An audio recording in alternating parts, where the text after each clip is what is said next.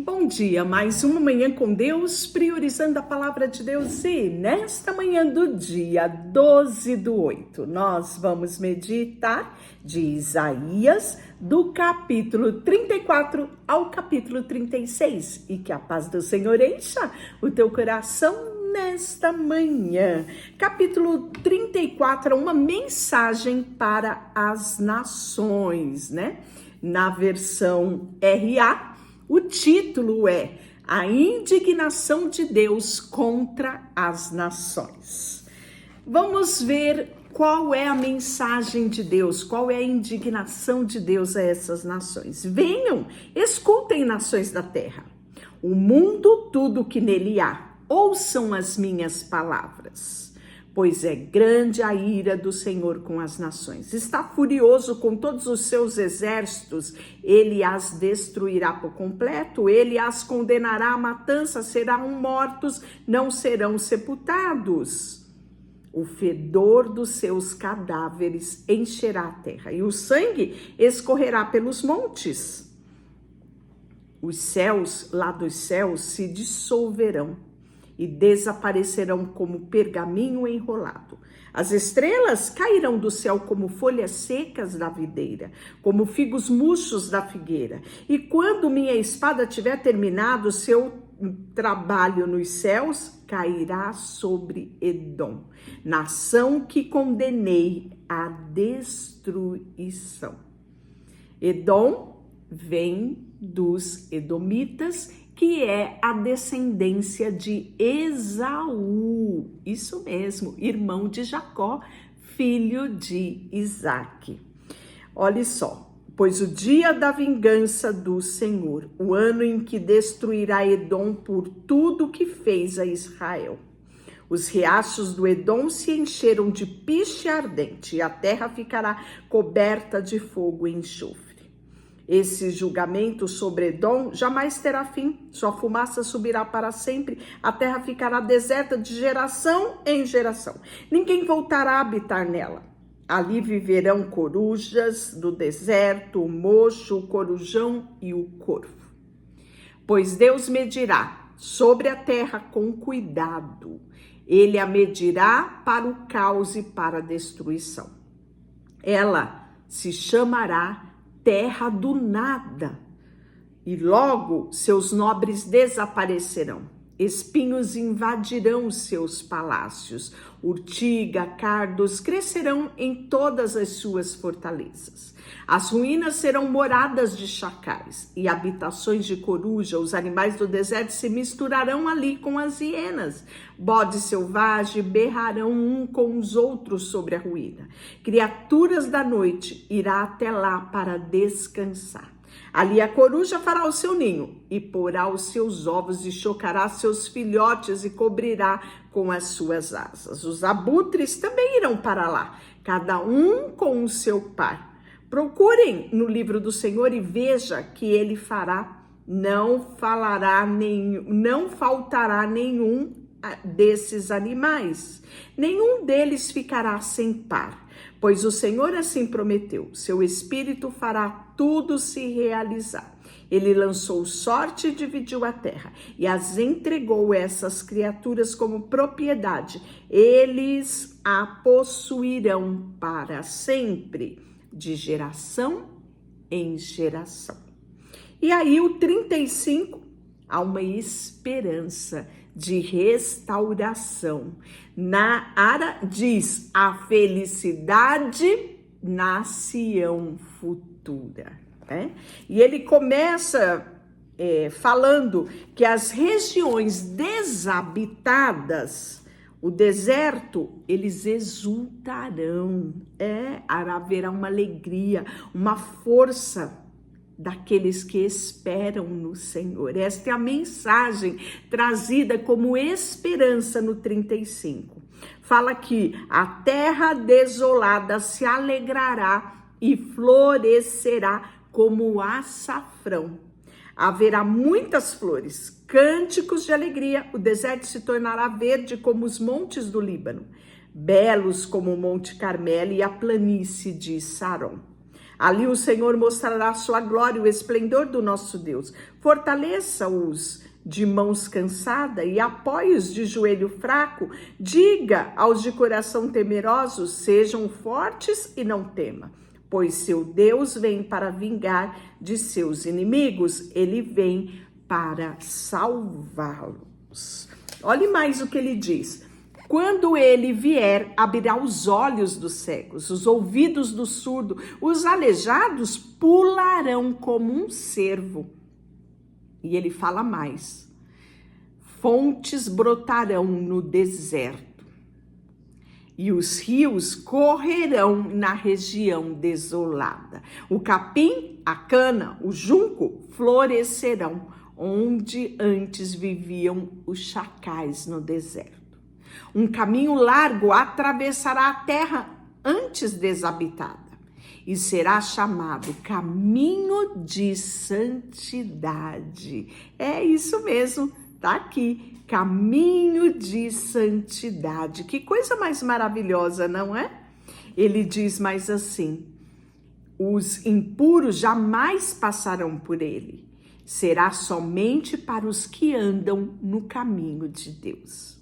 Os tolos jamais andarão por ele. Ao longo desse trajeto, leões não ficarão à espreita, nem qualquer outro animal feroz. Não haverá nenhum perigo, somente os redimidos andarão por ele. Os que foram resgatados pelo Senhor voltarão, entrarão cantando em Jerusalém. A tristeza e o lamento desaparecerão e ele ficará cheio de alegria e felicidade. Que coisa linda, não é? O que nos diz o capítulo 35, que fala sobre a felicidade de Sião. E aí nós vamos falar sobre a Síria, que vai invadir Judá. É o texto de Isaías 36. No 14º ano do reinado de Ezequias, que era rei de Judá, né? Senaqueribe, rei da Síria, atacou as cidades fortificadas de Judá e as conquistou, né? Então nós já vimos esse cenário aqui no livro de Reis. E ele diz mais assim: então o rei da Síria enviou de Laquis o seu comandante em chefe, junto com um grande exército, para confrontar o rei Ezequias. Em Jerusalém, os assírios se posicionaram ao lado do arqueduto que abastece o tanque superior, perto do caminho para o campo onde se lava roupa. Estes são os oficiais que saíram ao encontro dele: Eliaquim, filho de Ilquias, o administrador do palácio, Sebna, o secretário da corte, Joá, filho de Asaf, o historiador do reino. Então, essa menção aqui do que nós temos aqui em Isaías 36 está lá no contexto de 2 Reis, capítulo 18, né? E vai ser nesse momento onde o rei Ezequias remove toda a idolatria, né? E a gente vai ver uma verdadeira reforma religiosa em Jerusalém, porque Ezequias, ele confiava em Deus. Tá lá isso declarado em 2 Reis, capítulo 18, versículo 5, né? O texto fala, e eu acho muito bonita essa expressão: Ezequias se apegou ao Senhor, Ezequias confiava no Senhor. Então, é esse contexto aqui de Isaías 36. Que Senaqueribe, na sua arrogância, altivez, ele ameaça Jerusalém. E aí diz assim o grande rei da Síria: em que vocês confiam que lhe dá tanta segurança?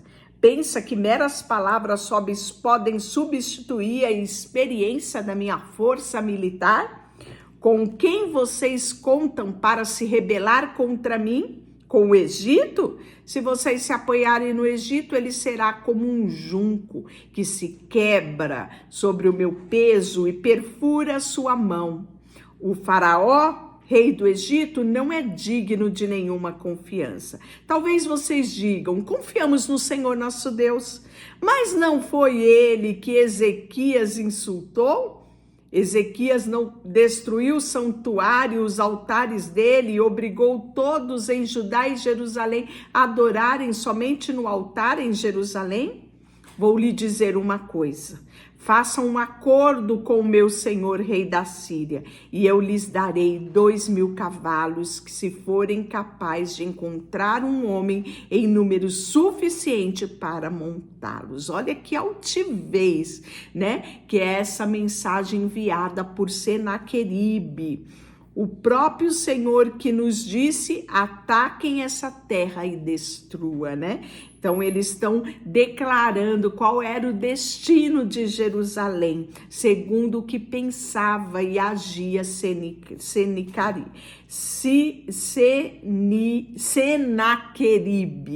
E aí, nós vamos ver que os reis mandavam mensagem através dos seus porta-vozes, né? E aí quem foi de encontro ele? Eliaquim Sebna, né? E Joá disse ao porta-voz: por favor, fale conosco em aramaico, pois entendemos bem essa língua. Não fale em hebraico, pois o povo sobre o muro ouvirá. E eles sabiam, né, que muitas vezes o peso desta palavra traria angústia ao povo, né? Então eles tentam poupar o povo dessas notícias, dessas afrontas de Senaqueribe. E o porta-voz então responde: vocês pensam que o meu senhor enviou essa mensagem apenas para você e para o seu senhor? Ele quer que todo o povo ouça, pois quando cercamos essa cidade, eles sofrerão junto com vocês. Então eles sabiam que o povo era o elo mais fraco e que o povo ficaria apavorado com a notícia e a fama que havia sobre Senaqueribe. Então o porta-voz levantou a voz e gritou em hebraico: ouçam esta mensagem do grande rei da Síria. Assim o diz o rei: não deixe que Ezequias vos engane, ele jamais será capaz de livrá-lo. Não deixe que ele os convença a confiar no Senhor, dizendo: certamente o Senhor nos livrará, esta cidade jamais cairá na mão do rei da Síria.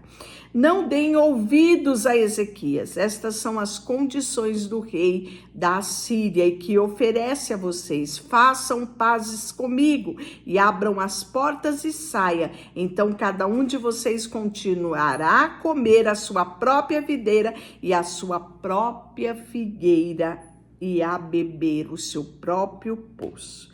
Depois providenciarei que sejam levados a outra terra, como esta, uma terra de cereais, vinho novo, pão e vinhedos. Mas não deixe Ezequias enganá-los, dizendo que o Senhor os livrará. Olha a petulância de Senaqueribe, né? E aconteceu que ele grita isso aos quatro cantos, né? Dizendo: acaso algum dos deuses livrou Samaria de meu poder? Ele já tinha atacado a capital, né, de Israel, que era Samaria, reino norte, muito mais poderoso. Judá era apenas uma tribo. As 10 tribos ficaram no reino norte. Ou seja, então ele fala: olha eles, o Deus deles não poupou. Quem é o Deus de vocês para isso? Não é? Mas o povo permaneceu em silêncio e não disse uma palavra sequer, pois Ezequias havia ordenado para que eles não respondessem. Então Eliaquim, filho de Ilquias, administrador do palácio de Sebna, secretário da corte, Joá, filho de Asaf, historiador do reino, voltaram a Ezequias, rasgaram as suas roupas e foram contar ao rei o que o porta-voz lhe tinha dito. Deixará por você, Senhor, nesta manhã. Queremos aprender com a tua palavra. Não importa a circunstância, queremos confiar no Senhor. Queremos que os nossos olhos estejam no Senhor, porque é de ti que vem tudo aquilo que precisamos para prosseguir nessa terra. Colocamos diante de ti tudo o que temos e somos. Em nome de Jesus, amém. Deus te abençoe.